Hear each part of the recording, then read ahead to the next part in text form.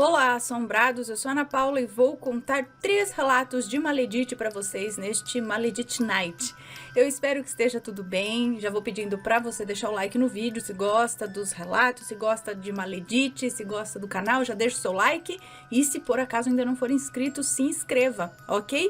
E também se quiser ver relatos, inclusive de Maledite, só que sem o fator sobrenatural da coisa, vai lá para o meu novo canal, o Conto pra Ana. O link tá aqui na descrição. Lá eu conto histórias, assim como aqui, relatos, histórias de vida e tudo mais, só que sem foco em assombração ou no sobrenatural. Beleza? Então, combinado? Então vamos ao relato de hoje, é o primeiro, na verdade, de hoje, que é este. A Maledite do bem entre aspas. Oi Ana, tudo bem? Eu espero que sim. Quero compartilhar com vocês a minha experiência de ter convivido com uma amiga maledite. Os nomes já estão trocados. Bom, Ana, eu morava em um condomínio. Tinha recém-parido meu segundo filho, então eu estava sem trabalhar. Cuidava da minha casa, da minha filha mais velha, com 5 anos na época, e meu bebê, com pouco mais de 3 meses. Um dia eu recebi um pedido de amizade no Facebook. Era uma moça que morava no prédio da frente, no prédio em frente ao meu. Acabei pedido, mas nunca interagimos. Às vezes eu via algumas postagens dela, mas só nisso. Passado algum tempo, anos, na verdade, o meu bebê estava agora com 3 aninhos e minha filha com 8 anos. Era verão, eu saía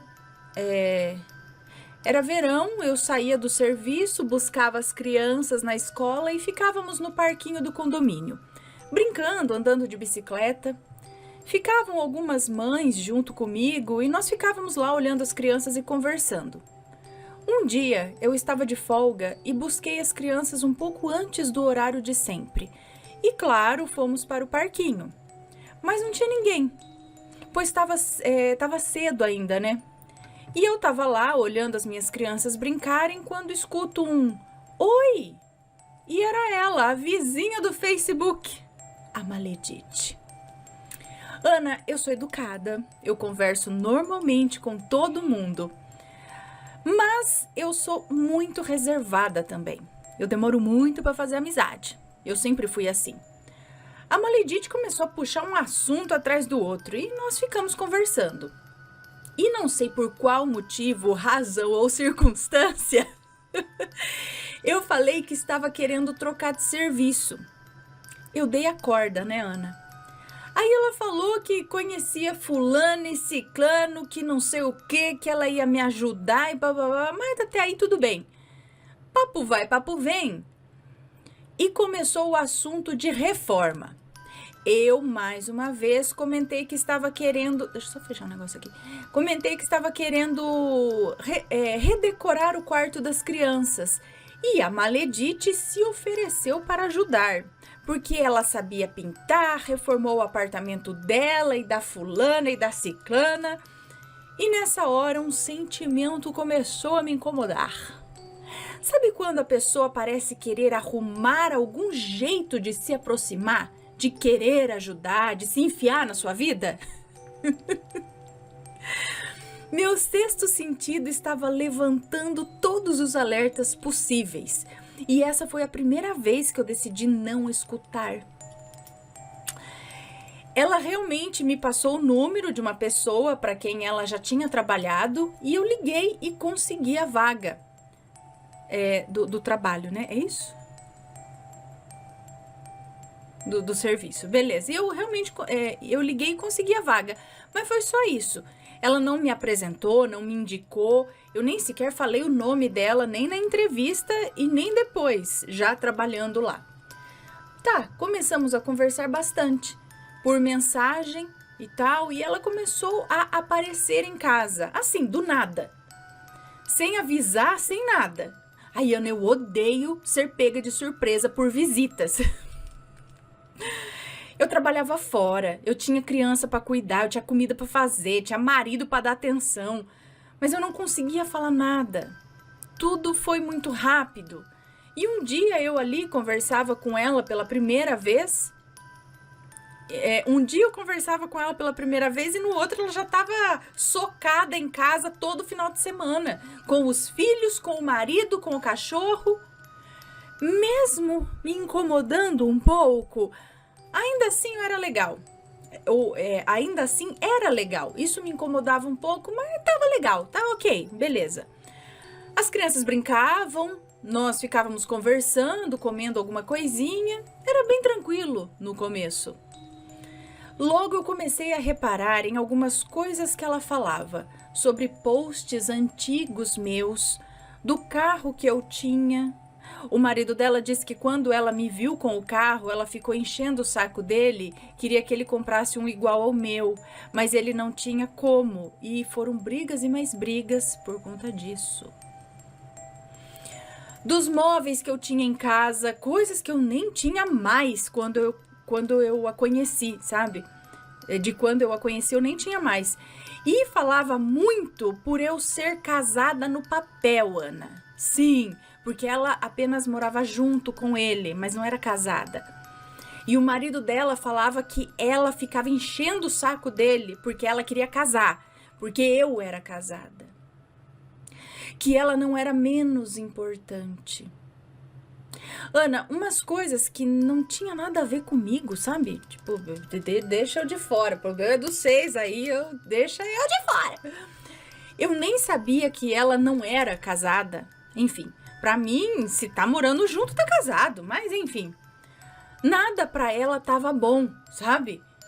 Ela chegou até a falar do meu filho mais novo, que quando me via com ele, ela sempre pensava: quero ter mais um filho e o meu filho vai ser igual a esse bebê. E logo depois de falar isso, ela falou: eles não são parecidos? Ana, eu fiquei até sem reação. Para mim, essa fala dela era no mínimo estranha. Eu respondi dizendo que não. Não são. Respondi dizendo que não, só se fosse por conta das roupas. E eu nessa hora percebi que ela vestia o filho dela igual ao meu. Gente, eu sei que parece nada a ver, né? Mas se vocês pudessem ver as fotos, são as mesmas roupas, as mesmas combinações, cores, acessórios, boné, mochilinha, tênis. Mas mesmo com esses comentários, eu não queria pensar mal dela. Afinal, ela sempre estava lá, disposta a ajudar quem precisasse. Aqui em casa, a gente tem a tradição do Natal bem forte. Nós montamos árvore grande, enfeitamos a casa toda, fazemos ceia do dia 24 e dia 25 de manhã o Papai Noel deixava os presentes das crianças. Tudo isso. Aí entrou dezembro. Minha casa já estava piscando. Quando a Maledite viu que tínhamos começado a decorar, a cara dela mudou na hora. E ela começou a não conseguir disfarçar como fazia até então, né? Até então ela disfarçava, mas a partir daquele dia eu não conseguia mais disfarçar. Primeiro ela falou muito mal, que essas coisas não era Natal, que Natal era sobre Jesus. Sim, ainda quis me dar uma lição de fé. Que essas coisas eram tudo para tirar o foco, consumismo e um monte de coisa. Eu respirei e respondi: Maledite, aqui em casa é e sempre será assim. Eu tô criando memórias com os meus filhos. Nós ceiamos no dia 24 e você tá doida ao dizer que nada tem a ver com Jesus, já que hoje é um dia dos mais importantes no cristianismo. E a gente sempre fala para as crianças que nós estamos comemorando o nascimento de Jesus. Aí eu mostrei as fotos de todos os natais, que temos a nossa foto ali na árvore e tal, e ela simplesmente não disse mais nada. Depois de uns meses, eu resolvi fazer um procedimento estético. Pedi 2 semanas de afastamento, mas eu não quis falar o motivo para a empresa, né? Apenas disse que eu precisaria de 2 semanas por motivos particulares. Ana Maledite ficou com uma inveja quando soube que ela não conseguiu se conter. Ela disse: nossa, agora você quer o quê? Tá com cabelo loiro, unhas de gel, malhando e agora o procedimento? Você quer ficar perfeita? Mas falou assim num tom, sabe aquele tom de deboche? Com inveja?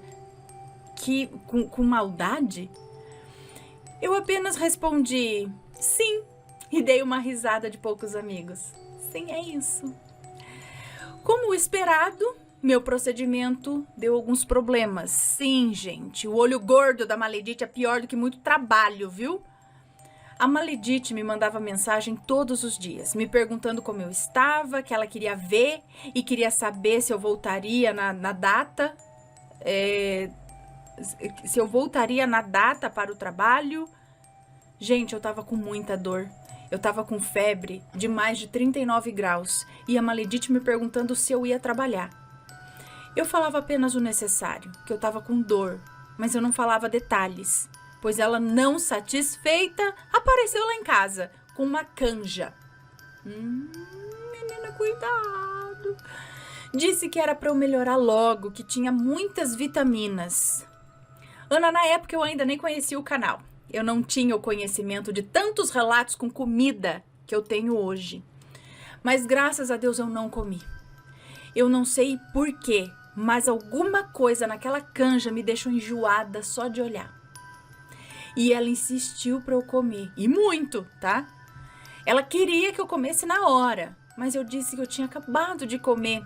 E ela acabou indo embora e a canja foi pro lixo. Vai saber o que é que tinha naquela gororoba da Maledite. Passaram-se os dias e um dia antes da data prevista da minha volta ao trabalho, eu ainda estava tendo febre, dores e não conseguia voltar. Eu conversei com a empresa e disse que eu precisaria de pelo menos mais uma semana. Motivos particulares. Eles aceitaram e eu agradeci a compreensão. A Maledite tinha ficado o dia todo me mandando mensagem, perguntando se eu ia trabalhar, se eu ia trabalhar ou não, e perguntando, eu apenas ignorei. Mas no final da tarde, ela me mandou mais uma mensagem me xingando. Disse que eu era irresponsável, que eu tinha que ir trabalhar. Gente, ela surtou. Eu li e pensei, gente, só pode ser pegadinha. Porque o que é que ela tem a ver com isso? Eu não trabalho para ela. Ela não tem ligação alguma com a minha empresa. Ela não me sustenta. Ó, eu não aguentei, Ana. Eu respondi. Mandei ela cuidar da vida dela. E que eu voltaria a trabalhar quando eu quisesse, se eu quisesse. Ela nem respondeu mais. Achei até estranho, mas pensei, deve ter se tocado, né? E aí eu fui deitar, porque eu tava com dor. Acordei com meu telefone tocando, e era da minha empresa. Eu atendi. A pessoa me falou que eles estavam me desligando por conta das faltas. O que eu sabia que poderia realmente acontecer, afinal eu tinha pego 2 semanas, que eram os meus dias de direito, mas eu tive que pedir 1 semana a mais. E eu respondi, ok. Falei que eu entendi, pedi desculpas e quando eu fui desligar, a pessoa me falou, então, fulana, você conhece uma tal de Maledite? Ela veio aqui e falou direto com o responsável. Disse que você é mentirosa, que você não está com nenhum problema pessoal, que fez procedimentos estéticos e agora quer trabalhar em outro lugar e está faltando para ser mandada embora e processar a empresa. Ana, eu fiquei incrédula. A pessoa ainda disse o seguinte, olha, não era para eu estar te contando isso, mas eu achei a história muito absurda. Se o responsável te perguntar, por favor, não fale que eu te contei sobre a Maledite. Bom, eu agradeci, disse que passava depois para acertar as coisas. Quando eu desliguei o telefone, eu estava furiosa. Eu me levantei, mesmo com dor, e comecei a tirar o pijama e vestir um moletom. Eu ia até a casa dela, Ana. Eu queria gritar, xingar, fazer aquele barraco. Mas mais uma vez, Deus se fez presente. E o meu marido chegou do serviço mais cedo, assim, sem motivo algum. E ele, me vendo naquele estado, perguntou o que tinha acontecido. Me escutou, me abraçou E aí eu comecei a chorar. Gente, apesar de todas as red flags, eu considerava a Maledite uma amiga. Ela ia na minha casa, ela brincava com os meus filhos, ela comia da minha comida. Nós fazíamos passeios em família. Para mim, foi uma facada nas costas. Eu percebia algumas coisinhas, sabe? Mas eu achava que era pela história sofrida de vida dela, pela criação, sei lá. Eu dava 1001 desculpas para mim mesma sobre o comportamento dela. Meu marido me acalmou, me trouxe de volta para mim mesma, porque a Maledite despertou o pior de mim. A raiva, a fúria, a vontade de vingança. Ele disse: fulana, não vale a pena. Olha o seu estado. Você pode se machucar e vai atrapalhar ainda mais a sua recuperação. Esse tipo de pessoa quer palco. Dê o desprezo, que isso sim vai doer nela. Bom, sabe as palavras. As horas foram passando, eu já estava mais calma, me sentindo, na verdade, uma otária, uma idiota, uma burra. Mas a fúria já tinha passado. Quando toca o telefone, e quem era? Maledite. Meu marido atendeu e, como se nada tivesse acontecido, ela perguntou: a fulana tá aí? A fulana tá aí? Eu não consegui falar com ela o dia todo. Como que ela tá? Ana, ela não sabia que eu estava sabendo o que ela tinha feito. Meu marido, que é muito calmo, respondeu: sim, Maledite, ela tá aqui, mas ela não vai falar com você. Nem hoje e nem nunca mais. A gente sabe o que você fez. Não sei o que é que você ganha com isso ou o que você acha que a fulana perdeu. Mas emprego ela arruma outro quando se recuperar. E até lá eu, como marido, não vou deixar nada faltar. Agora o seu caráter, esse daí não tem conserto. Por favor, esqueça a nossa família. Tome, Maledite! E desligou o telefone. Apesar de ter gostado, eu queria falar. Eu queria gritar. Toda aquela fúria tinha voltado. Como assim? Essa fez o que fez e ainda tem a cara de pau de me ligar. Mas eu, me acalmando, e realmente, sabe, não valia a pena. Eu estava com dor, com febre ainda. Saí de casa para bater boca, com gentinha assim. Se acontecesse algo físico, eu nem conseguiria me defender, pois eu estava toda enfaixada. Deixei pra lá e segui a minha vida. E hoje eu vejo que foi a melhor coisa que eu poderia ter feito. A Maledite saiu falando mal de mim, inventando uma história lá sobre o ocorrido, de que eu descartei ela quando não precisava mais dela. Mas logo as pessoas perceberam quem realmente ela é. E acaba sempre em brigas e mais brigas, sabe? Algumas com grandes dimensões, tá? Com exposição em rede social e tudo. Mas a Maledite é ardilosa. Pra mim, é uma sociopata. Hoje ela trabalha com animais e, pasmem, ela odeia animal, tá? Ela maltratava os animais do filho dela. Chegou a abandonar um cachorro na rua. Ela acionou o conselho tutelar inventando que tinha visto abuso. Entendeu? Olha só, ela acionou o conselho tutelar inventando que tinha visto um abuso para uma mãe, simplesmente porque ela não gostava dessa mulher. Ela falava que o pai tinha morrido de câncer e fez até uma vaquinha, mas o pai dela estava vivo. E quando ele morreu de verdade, ele foi cremado e ela ria e falava que o pai estava embaixo da pia, onde ela deixava as cinzas dele. Fora as várias confusões e intrigas envolvendo ela. Bom, Ana, tem várias outras coisas, tá? Mas eu vou contar tudo aqui, vai dar um livro. Hoje eu ainda sou hoje eu sou ainda mais reservada. Só entra na minha casa quem eu conheço de verdade. Amigos de longa data e familiares. Eu tenho colegas, mas amigos eu conto nos dedos de uma mão e ainda sobra. Para mim, a moral da história é a seguinte: Confie no seu sexto sentido. Se você está sentindo que tem algo errado, corte logo no começo, porque provavelmente tem mesmo. Muito obrigada, Ana. Amo ter os meus relatos lidos por você. Você é minha companhia diária. Beijo, fiquem com Deus. Um beijo pra você. Muito obrigada. Menina, mas que coisa. Olha só, a pessoa chega, todo cheio de amigo, vai ajudar, vai se enfiando, entrando, fazendo parte da vida, e quando vê, faz isso. Ó, fiquem de olho. E ainda bem que ela não comeu aquela canja. Né? O que será que poderia ter acontecido se ela tivesse comido? Será que tinha alguma coisa? Será que não tinha? Do nada, a pessoa tá lá, tramando mal pra pessoa. Então, às vezes, eu penso o seguinte, às vezes ela nem precisa pegar a comida e fazer uma magia, né, alguma coisa ali dentro.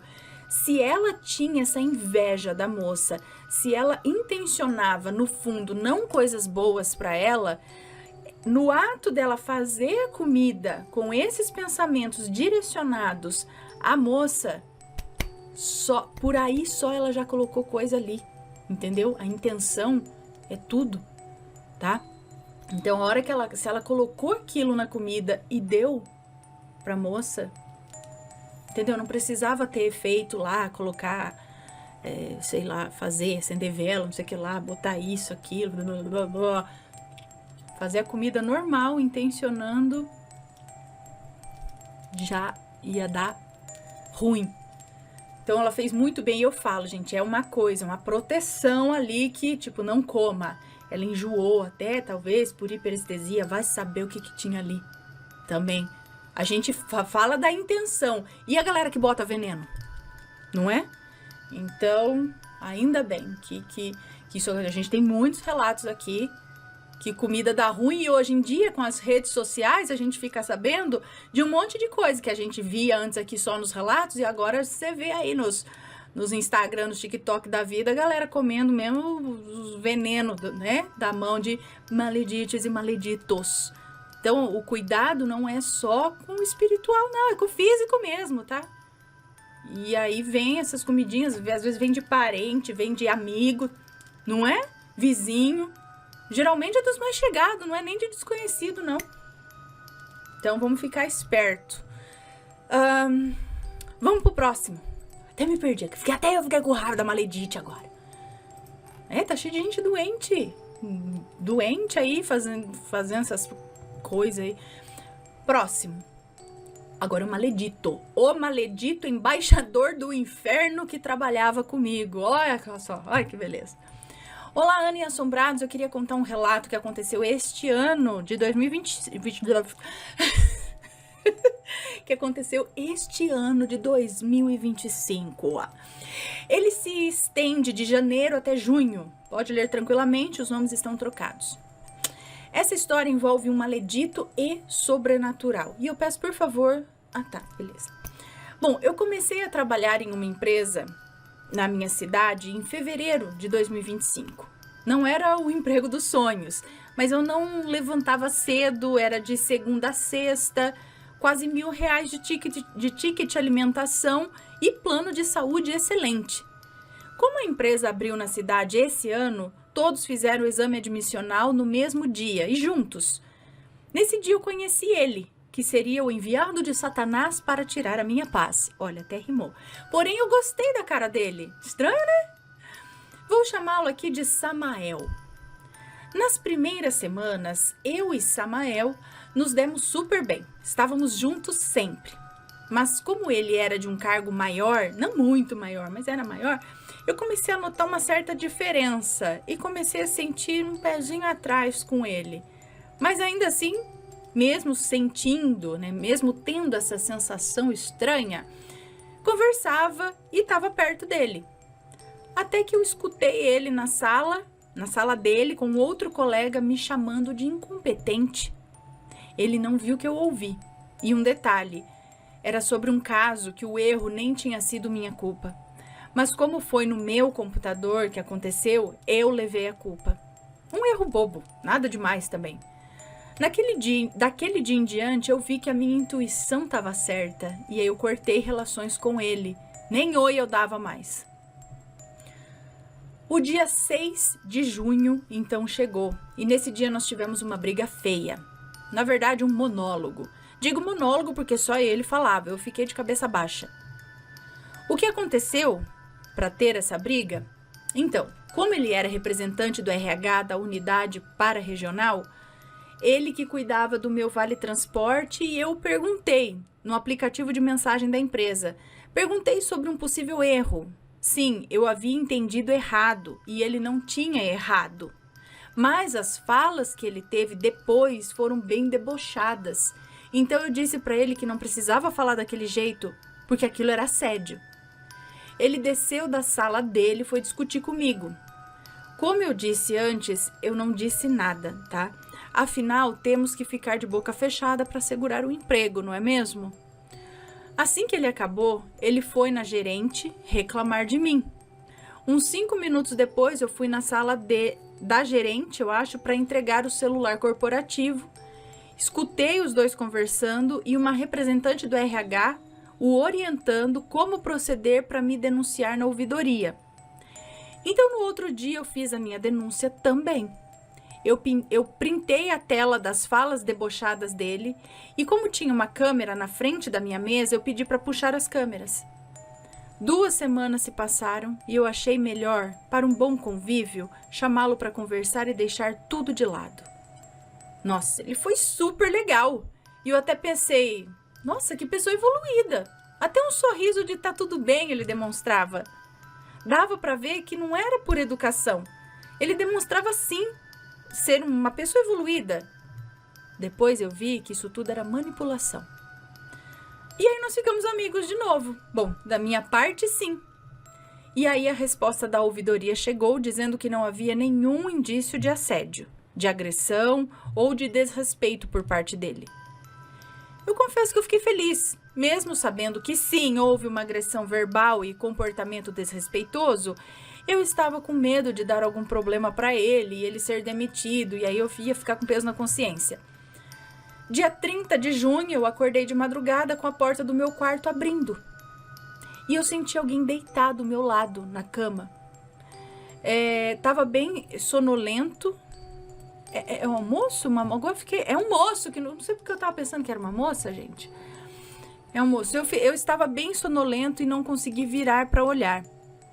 E como sempre tive uma mediunidade bem aguçada, sabia que algo ruim ia acontecer. No trabalho, notei um ar de pesar da gerente. O Samael, que raramente ficava na recepção, onde eu trabalhava com mais 2, e o segurança, passou o horário do almoço dele conversando com a gente, super feliz. Ele olhava para mim com um olhar de satisfação e rindo. Pensei que era da conversa em si, né, que estava engraçada, mas algo me chamou a atenção. Ana, ele era representante de RH da unidade, e àquela altura ele já sabia. Dia 1 de julho, cheguei e assim que eu bati o ponto, eu fui informado da minha demissão. Ana, o Samael e a gerente ficaram bem próximos durante o ano.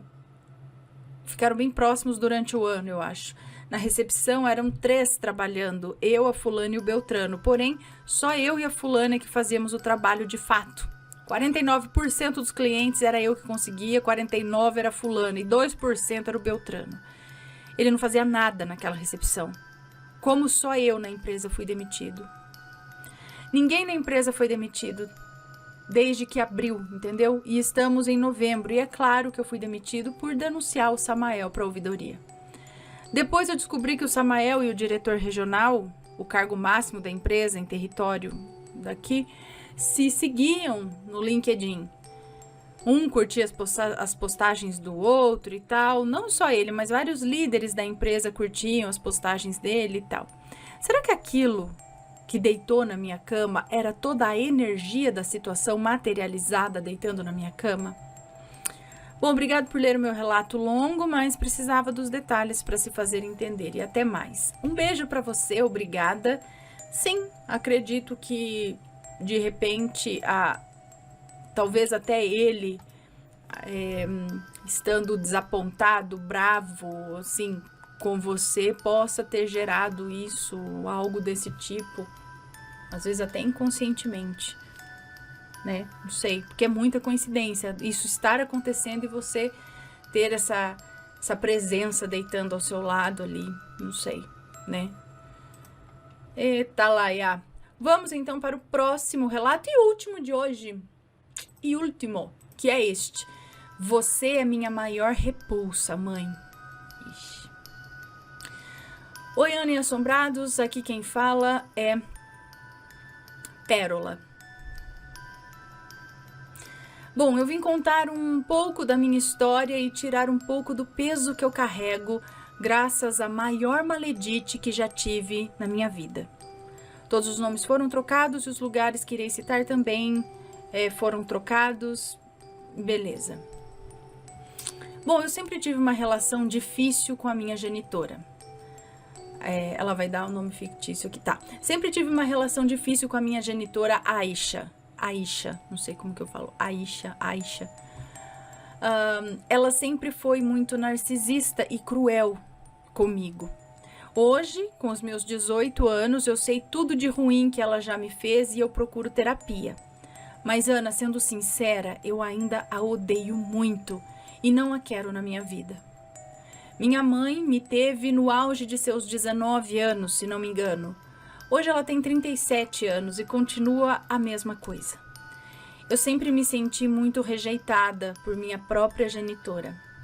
Aisha teve um rolo com meu pai, Gregório, por um tempo e terminaram tudo quando ela descobriu a gravidez.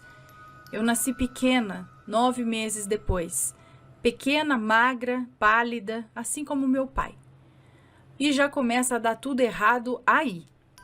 Aisha não tinha leite, me jogou na parede quando foi para casa, simplesmente por eu ser um bebê que, pasmem, não sabia viver e era dependente. Eu ainda tô para conhecer o bebê que nasce independente, né? Assim, meu Deus do céu. Bom, pulando essa parte, nós chegamos aos meus 12 anos. Eu nunca fui próxima de Aisha. Nunca quis ser também nunca quis ser. Sabia a cobra que havia me criado. Essa época dos 12 anos foi o pior e o melhor momento da minha vida.